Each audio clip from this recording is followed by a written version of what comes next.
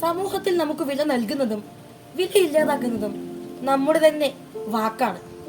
സ്വാഗതം വിഷ്ണു ടെനിസിലേക്ക്. ഒരിക്കൽ Greek തത്വചിന്തകനായ Socrates നടക്കാനിറങ്ങി. തന്റെ അയൽക്കാരിലൊരാൾ വളരെ ഉത്സാഹത്തോടെ എതിർ നടന്നു വരുന്നുണ്ടായിരുന്നു. അടുത്തെത്തിയതും അദ്ദേഹം സോക്രട്ടീസിനോട് തങ്ങളുടെ മറ്റൊരു അയൽക്കാരിനെ കുറിച്ചൊരു കാര്യം പറയാനുണ്ട് എന്നറിയിച്ചു.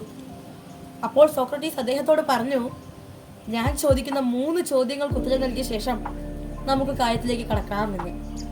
ചോദ്യം 1. നിങ്ങൾ പറയാൻ പോകുന്ന കാര്യം സത്യമാണ് എന്ന് നിങ്ങൾക്ക് ഉറപ്പുണ്ടോ? ഇല്ല, പലരും പറഞ്ഞു കേട്ട കാര്യമാണ്. സത്യമാണ് എന്ന് എനിക്ക് ഉറപ്പില്ല എന്നായിരുന്നു അയൽക്കാരന്റെ മറുപടി. ചോദ്യം 2. നിങ്ങൾ പറയാൻ പോകുന്ന കാര്യത്തിൽ എന്തെങ്കിലും നന്മയുണ്ടോ? ഇല്ല, അതാ നല്ല കാര്യമല്ല താൻ പറയാൻ പോകുന്നത് എന്ന് അയാൾ പറഞ്ഞു. ചോദ്യം 3. നിങ്ങൾ ഇക്കാര്യം പറഞ്ഞതുകൊണ്ട് ആർക്കെങ്കിലും ഏതെങ്കിലും തരത്തിലുള്ള പ്രയോജനം ലഭിക്കുമോ? അങ്ങനെ പ്രത്യേകിച്ച് പ്രയോജനമൊന്നും ലഭിക്കാത്ത കാര്യമാണ് താൻ പറയാൻ പോകുന്നത് എന്ന് ഉത്തരം മുട്ടി അയാൾ പറഞ്ഞു.